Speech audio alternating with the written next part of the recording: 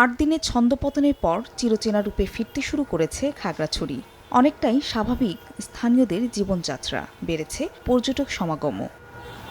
শনিবার রাতেই এক সংবাদ বিজ্ঞপ্তিতে ১৪৪ ধারা প্রত্যাহারের তথ্য জানায় জেলা প্রশাসন। গুইমারা থেকেও ১৪৪ ধারা প্রত্যাহার করে নেওয়া হয়েছে। এর আগে স্থগিত অবরোধ কর্মসূচি পুরোপুরি প্রত্যাহার করে যুগ্ম ছাত্র জনতা।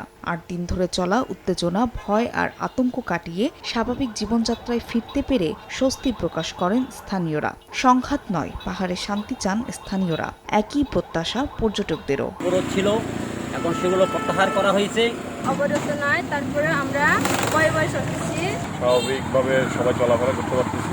আপাতত তেমন কোনো সহিংসতা বা সমস্যা নাই। কিছুদিন সময় লাগবে হয়তো এইগুলো কাটতে। মোটামুটি আমরা আগের চেয়ে অনেক ভালো আছি। এদিকে যে ধর্ষণের ঘটনাকে কেন্দ্র করে পাহাড়ি তুলকালাম মেডিকেল টেস্টে তার কোনো প্রমাণই পাওয়া যায়নি বলে জানিয়েছেন স্বরাষ্ট্র উপদেষ্টা।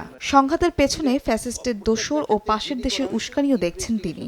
রোববার দুপুরে সচিবালয়ে সংবাদ সম্মেলনে এসব কথা বলেন স্বরাষ্ট্র উপদেষ্টা। যে ধর্ষণের ঘটনা নিয়ে এত তুলকামাল কাণ্ড হয়েছে, মেডিকেল রিপোর্টে সেই ধর্ষণের কোনো আলামতেই পাওয়া যায়নি। ফ্যাসিস্ট ও তাদের সহযোগীরা সাম্প্রদায়িক উস্কানি ও সহিংসতার সৃষ্টির পায়তারা করেছিল। ২৩ সেপ্টেম্বর এক মারমা কিশোরীকে ধর্ষণের অভিযোগ এনে যুগ্ম ছাত্র জনতার ব্যানারে সড়ক অবরোধ কর্মসূচিতে উত্তাল হয়ে ওঠে খাগড়াছড়ি। ২৭ সেপ্টেম্বর থেকে ১৪৪ ধারা জারি করে প্রশাসন।